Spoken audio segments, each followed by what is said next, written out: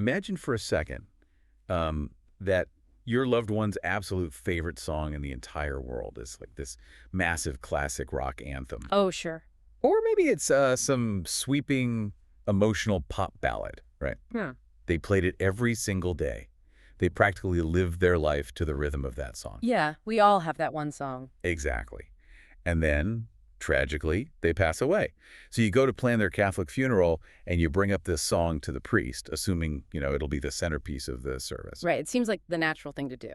But then the church tells you, absolutely not. You cannot play that here. Ouch.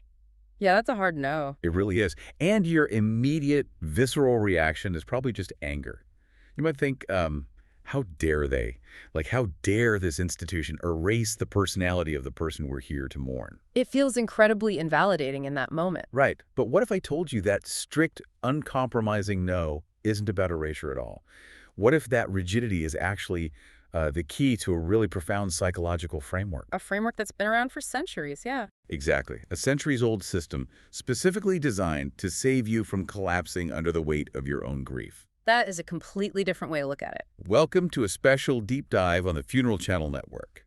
Today, we're navigating this really complex intersection of profound, messy human grief and ancient, unyielding tradition. It's a heavy topic, but a vital one. It really is. We're pulling back the curtain on this in-depth guide covering Catholic funeral customization. And our mission for you today is very specific. Right, whether you're totally new to this or not. Exactly. Even if you grew up in the tradition but have, never been the one holding the clipboard, we're going to explain the fixed, highly structured components of a Catholic funeral liturgy. Because there are definitely rules. There are. But we aren't going to stop at the rule book. We're going to explore how families can actually utilize these seemingly rigid, non-negotiable requirements to manage their own trauma. And to bypass that crushing decision fatigue. Yeah, while still finding breathtakingly beautiful ways to personalize the final farewell. So, okay, let's unpack this, because planning a funeral while you're actively grieving can feel like trying to learn a complex new language while you're in a state of psychological shock. It truly is a state of shock. And I think that's a crucial starting point for our exploration today. Because when the human brain experiences profound loss, it enters this state of cognitive overload. Right. You literally can't think straight. Exactly. So my goal today is to kind of bypass the simple listing of rules, merely dictating, what is allowed and what is forbidden, that completely misses the profound architecture beneath those rules. We have to look at the why. We do. We need to understand the mechanism. Why do these specific traditions exist? How do they act as a neurological and spiritual safety net for a human heart in its most vulnerable moment? A safety net. I love that. Yeah, we need to look at this ancient structure not as a cage that restricts expression, but as a load-bearing foundation that holds a family up when they just cannot stand on their own. Wow. That reframing changes everything. Instead of fighting the structure, you lean on it. Precisely. You let it carry you. Let's start by looking at what the source material lays out as the foundational architecture of that comfort. Because when most people hear the word funeral in like a modern secular context, they imagine a singular, isolated event. Right, an afternoon thing. Yeah. You drive to a building, a 1-hour service takes place, somebody says a few words, and then everybody goes to a reception. It's a single point in time. But the Catholic tradition is completely different. The guide makes it very clear that a Catholic funeral defies that modern expectation. It's not a single event. It's actually a multi-day, 3-part journey. The Vigil, the Mass, and the Committal. Exactly. We're looking at the Vigil, which many people know as the wake, then the Funeral Mass, and finally the rite of committal. So if you're a planner, you are essentially looking at a 2,000-year-old itinerary. And that tripartite structure is the very first psychological tool the tradition deploys. Let's really break down the history and the mechanism of this 3-part journey, because it actually mirrors the natural progression of human grief. Okay, how so? Well, when a loss first occurs, the mind cannot process the totality of the absence all at once. It's just too big. So the first stage provided by the church is the vigil. The wake. Right. Historically, the concept of a wake originated from literal vigils, like sitting awake with the body. Centuries ago, before modern medicine, families would literally wait to ensure the person was truly deceased. Oh, wow. Yeah, that makes sense historically. But it quickly evolved into this profound social processing mechanism. The vigil allows the immediate blinding wave of shock to be absorbed, not in isolation, but in the physical presence of a community. So it's highly social. Very much so. It's designed to be highly social, highly tactile, and deeply human. Okay, so the first act is purely about absorbing the physical reality of the loss, surrounded by your people. Hmm. But then there's a hard pivot. There is a massive shift in focus. We move from the vigil to the second part, which is the funeral mass. And the mass takes the focus entirely away from the visceral, immediate pain of the temporal loss and forces a connection to the divine. So it's looking upward, essentially. Exactly. If the vigil is about the physical community, the mass is about placing this one single human life into the much larger eternal narrative of the Catholic faith. It's spiritual contextualization. And then comes the third part. Right. We arrive at the third part, the rite of committal. This usually takes place at the cemetery or, the columbarium. And this provides the psychological and physical finality of saying goodbye. The actual interment. Yes, it's the literal returning of the body or the cremated remains to the earth. It functions exactly like a three-act play for processing trauma. Mm-hmm. Act 1 is the community gathering to absorb the initial shock. Act 2 is the spiritual contextualization of the life within eternity. And Act 3 is the physical letting go. That's a perfect analogy. When I was reading through this source guide, what really stood out to me is the immense relief embedded in that itinerary. We touch on the neuroscience of grief often on this network. Oh, absolutely. The brain on grief is entirely different. It is. How the prefrontal cortex, the part of the brain responsible for executive function and decision-making, it basically just shuts down during acute trauma. It goes offline. Yeah. If you are grieving, you probably can't even decide what to eat for breakfast or what shoes to put on. You suffer from intense decision fatigue. You're just trying to survive the hour. Exactly. So in a totally blank slate, modern funeral, someone asks the grieving family, so what do you want to do to honor them? Which is overwhelming. It sounds liberating on paper, but to a grieving mind, it's paralyzing. Having this pre-built three-act structure is like having a track to run on when you can barely manage to crawl. The neuroscience angle is fascinating, and it's entirely applicable here. Grieving brains literally lose the capacity for organized executive function. By relying on this centuries-old structure, the church provides a familiar container. The container is already built. You don't have to invent a ritual from scratch. You just have to step inside it. So for you listening, whether you're stepping into a planning role for the first time or you're just attending one of these services to support a friend, this is why you need to understand this broad architecture. It gives you a roadmap. Yeah, recognizing that each part has a distinct emotional and logistical purpose really helps you navigate the days ahead. If you know that Tuesday evening is for community support and storytelling, Wednesday morning is for sacred reflection, and Wednesday afternoon is for physical closure, the journey becomes something you can actively participate in. Rather than a blur of events that are just happening to you, Yeah. it gives you a map for the wilderness of grief. I love that phrasing. Yeah. Now, once we understand that broad map, we have to zoom in on the center pillar of the whole process, The funeral mass. the funeral mass. And this is where the guide introduces some very strict boundaries. This is where we run into that classic rock anthem scenario I mentioned at the top of the show. Right, the non-negotiables. Yes. The text emphasizes that the funeral mass follows a prescribed liturgy focusing on prayer, scripture, and the Eucharist. These elements are non-negotiable. They are the absolute bedrock. The guide explicitly states that the core structure, the specific prayers, and the Eucharistic elements cannot be customized. Period. So no leeway there. None. Secular music is strictly prohibited during the Mass. The readings must come from a specific list of approved scripture passages. You can't bring in a passage from a self-help book or a beautiful novel or even an inspirational secular poem. Okay, I have to challenge this because this is where modern sensibilities clash violently with tradition. It's a massive point of friction. It really is.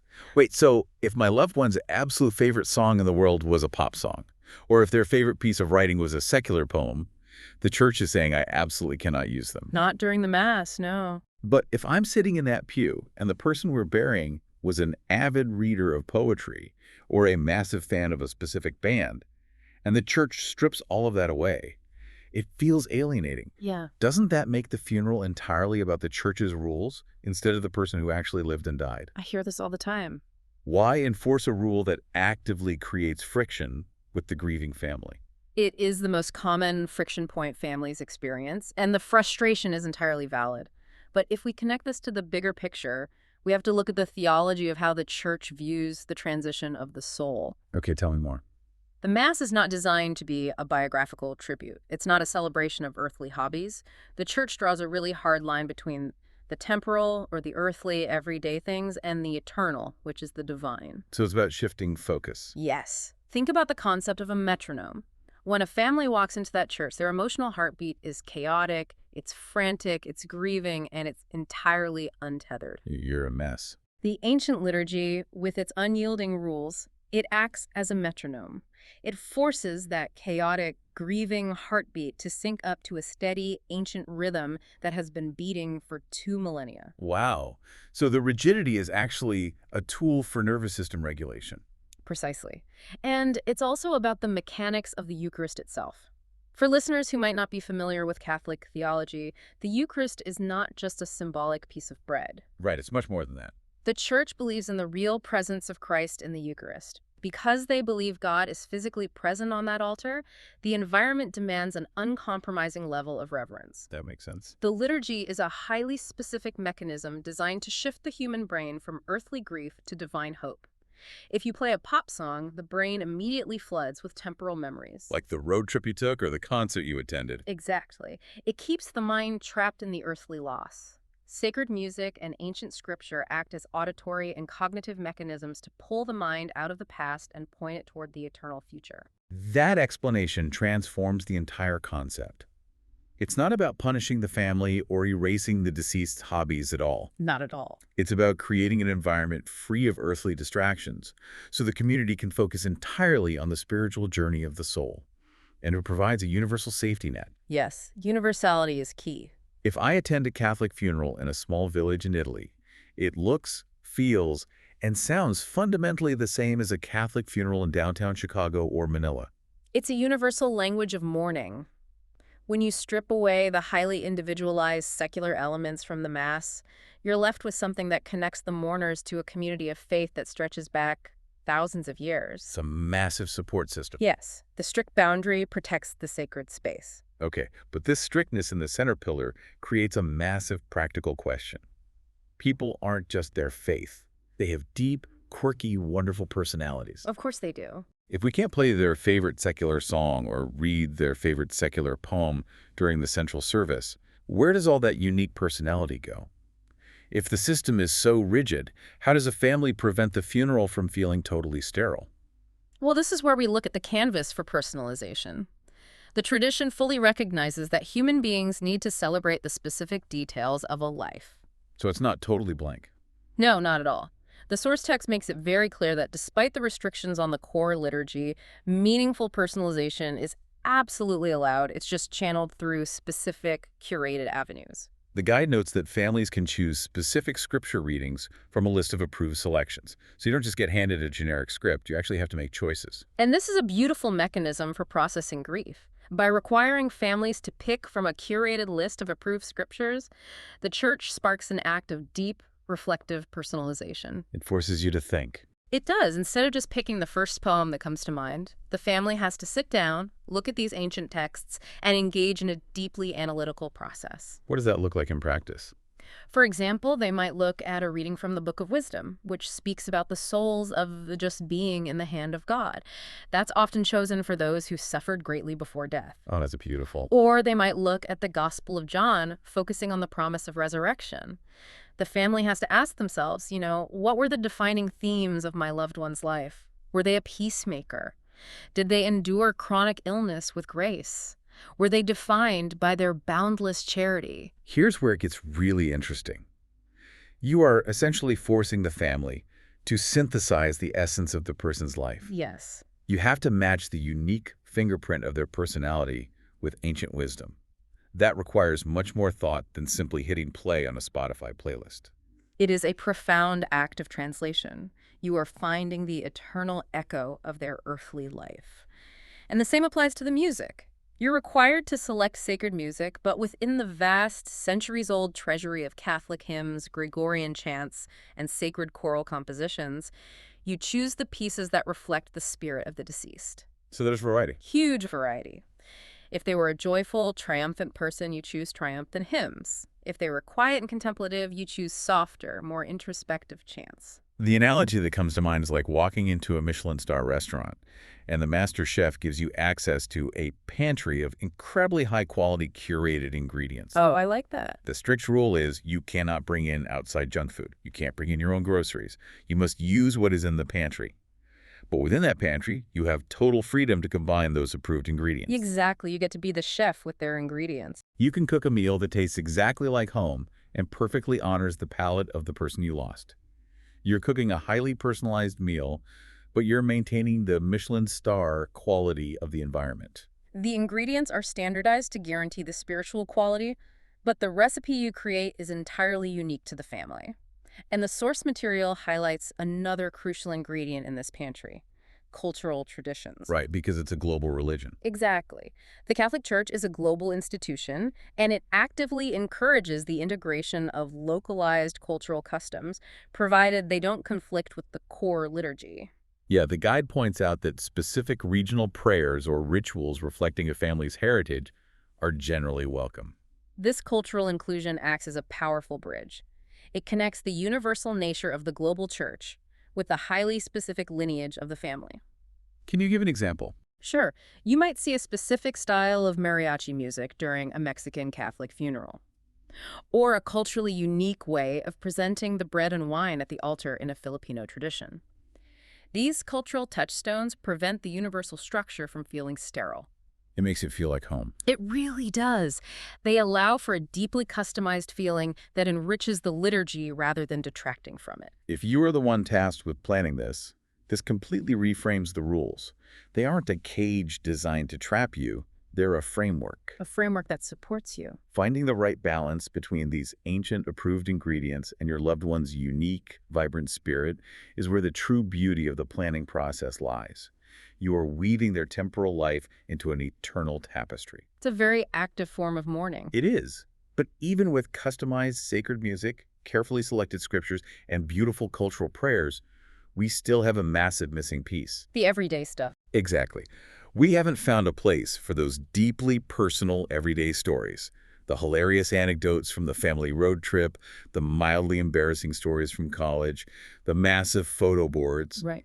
If the Mass is strictly reserved for the sacred and the eternal, where do we put the raw, unfiltered human experience? This is where the emotional brilliance of separating the events truly shines.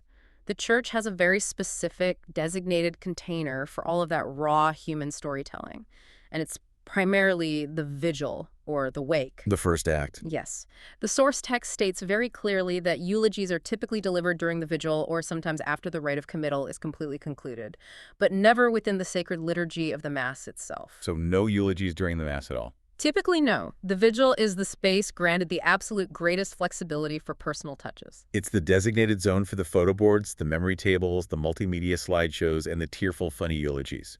Let's really delve into the psychological intelligence of this separation. By placing the unpredictable, highly individual expression of grief, the secular memories, the favorite sports team jerseys, the personal anecdotes in the vigil, the Church is executing two vital functions simultaneously. Okay, what's the first one? First, it protects the solemnity of the Mass, keeping that environment focused on the divine, as we discussed. But second, it fully and unapologetically acknowledges the fundamental human need to share these earthly stories. It doesn't suppress them. No, not at all. The Church doesn't say, do not share these memories. It says, share them here, where they have the space and the air to breathe without competing with the Eucharist. I want to paint a vivid picture for the listener so you can really envision how this mechanical separation works in reality. Go for it. I remember attending a Catholic funeral a few years ago, the first night with the vigil at a funeral home, and the family literally wheeled the deceased's vintage motorcycle right into the viewing room. Oh, wow. That's a statement. It was amazing. It smelled slightly of motor oil and lilies. There was a multimedia slideshow playing on a loop, set to loud classic rock. People were drinking coffee, hugging, laughing loudly, and friends were getting up to the microphone to share warm, incredibly funny, and messy eulogies. It sounds like a true celebration of life. It was a chaotic, beautiful celebration of the personality. But then, contrast that with the very next morning. We walked into the church for the funeral mass. The motorcycle was gone. Naturally. The classic rock was replaced by the deep, resonant hum of an organ. The air smelled intensely of frankincense. The priest was wearing austere traditional vestments. The entire focus was directed forward, toward the altar and the promise of the afterlife. That contrast is the therapeutic mechanism at work. So what does this all mean for the grieving brain? It means you don't have to endure the incredibly awkward emotional whiplash of transitioning from a hilarious, mildly inappropriate story about a youthful indiscretion straight into an ancient, solemn Eucharistic prayer. Which is incredibly jarring. The human brain struggles to process that kind of sudden tonal shift. The structure beautifully separates the life story from the spiritual journey. The human mind requires both experiences to fully process a death. If a family only experiences the solemn Mass, they often leave feeling like they didn't get to properly say goodbye to the person. Right, the friend who loved motorcycles and rock music. Exactly. Conversely, if they only experience the lively, secular vigil, they can feel unmoored, lacking the deep spiritual gravity and existential comfort that death demands. They need both anchors.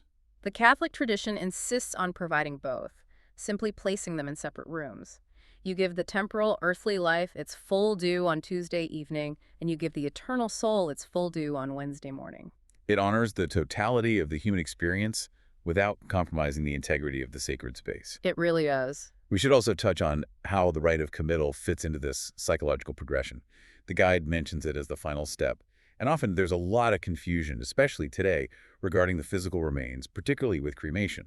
Cremation is an excellent example of how the church balances modern reality with ancient theology. Because it wasn't always allowed, right? Right. Historically, the church forbade cremation because of the deep theological belief in the resurrection of the body. However, as times change, the church updated its stance and now permits cremation, but with very strict stipulations that tie directly back to this theology of reverence. So what are the rules there? Even if a body is cremated, the ashes must be treated with the exact same respect as a full physical body. They cannot be scattered to the wind, they cannot be divided among family members and jewelry, and they cannot be kept on a mantle at home. Oh, wow. I think a lot of people don't know that. Yeah, it surprises a lot of families. They must be interred in a sacred place, like a cemetery or a columbarium, during the rite of committal. This final step provides profound physical closure. It gives you a place to go. Exactly. It ensures that there's a permanent, sacred physical location for the community to visit and mourn, reinforcing the dignity of the human form even after death. But looking at this entire sequence, the raw storytelling at the vigil, the strict rites and communion at the Mass, and the final interment at the committal, this brings up a massive logistical challenge. It's a lot of moving parts. We are talking about a complex multi-day, multi-location itinerary with very specific behavioral rules at each stop. How on earth does a grieving family communicate all of this to their guests? Especially guests who might not be Catholic. Exactly. Today, a huge percentage of the people attending might not be Catholic themselves. They have no idea when they're supposed to stand up, when they should kneel, or even what address to drive to next. That logistical hurdle is the exact reason why funeral ephemera exists. We are talking about the blueprint of remembrance. The funeral program. The program? Yes. Historically, humans have always needed a physical touchstone during periods of mourning. If we look back to the Victorian era, we see the rise of intricately designed mourning cards. Oh, right, with the black borders and the poetry. Exactly. They were physical artifacts that people carried with them to remember the dead. Over time, as liturgies became more standardized and public literacy increased, these cards evolved into the modern funeral program. The source guide explicitly points to the funeral program as the key modern tool for blending this ancient tradition with vital personalization. It does a lot of heavy lifting. It really does. It outlines the complex structure of the service while seamlessly incorporating the personal elements. We talked about the photos, the obituary, the personalized messages of remembrance. It bridges the gap. Interestingly, the source specifically highlights a single resource for this, the funeral program site. It mentions them as the recommended resource for obtaining professionally designed programs that actually align with these very specific Catholic traditions while allowing for customization. To understand why a specific resource is highlighted, we have to analyze the functional and emotional role of this printed document. It's much more than just a piece of paper or a table of contents. Right, it's a guide. Functionally, for attendees who are unfamiliar with the Catholic faith, the program acts as a vital guide. It removes the anxiety of the unknown. When a non-Catholic attends a Mass, there is often a low-level, pervasive stress. Yeah, like, am I supposed to kneel now? Do I stand here? What is the appropriate response to this prayer? It can be really uncomfortable. The printed program acts as a silent usher. It guides them through the liturgy so they can actually focus on praying, reflecting, and supporting the family rather than agonizing over making a liturgical faux pas. It's a massive anxiety reduction tool for the guests. But if I am thinking about you, the listener, the person who might actually be in charge of organizing this event, the practical relief of a structured program is immeasurable. It takes so much off your plate. Imagine it is 2:00 a.m., you are exhausted from crying, and you are sitting at a computer trying to format a Word document. You are desperately trying to figure out the exact liturgical order of the Catholic Mass, worrying if you place the responsorial psalm in the correct spot, or if the communion rite is listed properly. That is a nightmare scenario for someone who is grieving. It really is. Utilizing a specialized resource like the funeral program site removes that cognitive burden entirely. By using templates that already understand the ancient framework, the family ensures the final tribute is completely compliant with the church's rules. But they don't have to become liturgical scholars overnight to achieve it. Exactly. Taking that heavy lifting out of the formatting process is an act of profound care for the grieving mind. And beyond the logistics, we have the emotional function of the program. It serves as that modern Victorian mourning card, a physical keepsake. Something to hold on to. Yes, we have spent this entire deep dive talking about the abstract spiritual rituals of the Mass, the invisible journey of the soul, the eternal theology. The printed program grounds all of that vast abstract theology with the tangible, smiling face of the deceased. You're physically holding their photograph in your hands. You're reading the specific story of their life in the obituary. You see their name printed right next to those ancient scriptures you carefully selected. It holds the two worlds together in your hands. It places the eternal ancient prayers right next to the photograph of the person you love. Exactly. It marries the universal tradition with the particular individual. For many attendees, long after the incense is cleared, long after the vigil storytelling has faded, and the cemetery is quiet, that program is the physical artifact they take home. They tuck it into a Bible or place it on their refrigerator. It remains a lasting physical testament to how that specific life was honored within the grand tradition. So if you are listening to this and you find yourself tasked with managing a Catholic funeral service, do not view the program as an afterthought. View it as your ultimate communication tool. It really is essential. It ensures that everyone in that church is on the exact same page, literally and figuratively. It allows the family to focus entirely on their grief, their spiritual presence, and their community, rather than playing host, tour guide, or liturgical director. It is the map that allows everyone to walk the wilderness of the journey together safely. We have covered immense ground today, traversing centuries of history, theology, and human psychology, and we really wanted to dissect this so it feels less intimidating. Because it can be very intimidating from the outside. It really can. We started by unpacking the grand, three-part architecture of a Catholic funeral. We explored the psychological progression from the raw shock and community support of the vigil, to the profound spiritual grounding of the Mass, to the undeniable physical letting go at the committal. We examined the strict, non-negotiable, load-bearing walls of the liturgy. Yeah, we learned why the Church insists on that universal safety net, and how the prohibition of secular music actually acts as a metronome, shifting the grieving mind from temporal loss to eternal hope. And we discovered how, within those ancient walls, there is actually a vast canvas for deep personalization. By carefully selecting from curated lists of scripture and integrating localized cultural traditions, families create a profoundly personal tribute that requires deep reflection rather than superficial choices. We also saw how the emotional intelligence of the Church deliberately separates the spaces, providing a container for raw, hilarious storytelling at the vigil, while preserving the sacred, silent reverence of the Mass. And finally, we learned how the funeral program, particularly utilizing specialized resources, acts as the ultimate blueprint. It ties the ancient and the modern together beautifully, taking the logistical burden off the grieving family while providing a lasting physical keepsake. This raises an important question for anyone listening today. Knowledge is truly only valuable when it is understood and applied. When you encounter a tradition that seems incredibly rigid from the outside, the natural human reaction is to push against it. Right, to fight it. But understanding the mechanisms behind this structure transforms what looks like a rigid set of rules into a deeply supportive neurological and psychological framework for processing immense trauma. The tradition is not ignoring your grief. It has been engineered over millennia to carry it. I want to leave you with a final, lingering idea to mull over as you go about your day. In our modern society, we prize total freedom above almost everything else. We really do. We want completely blank slate, highly customized experiences for every aspect of our lives. Our weddings, our careers, our homes, and yes, our memorials. We are conditioned to think that having no rules is the ultimate expression of love and individuality. But is it? But could it be that in our moments of deepest, most chaotic, world-shattering grief, total freedom is actually a terrible burden? It's exhausting. Perhaps the strict constraints of a centuries-old tradition are exactly what give a grieving family the ultimate freedom. The freedom to simply fall apart. The freedom to mourn. Just let go. The freedom to just be, knowing that the incredibly heavy lifting of exactly how to say goodbye has already been masterfully done for them. You don't have to build the ship while you are drowning. You just have to get on board. That's a really powerful thought to end on. Thank you for joining us on this deep dive on the Funeral Channel Network. Thank you for bringing your curiosity, your empathy, and your desire to understand to such a profound and deeply human topic. Take care of yourselves, and we will catch you on the next deep dive.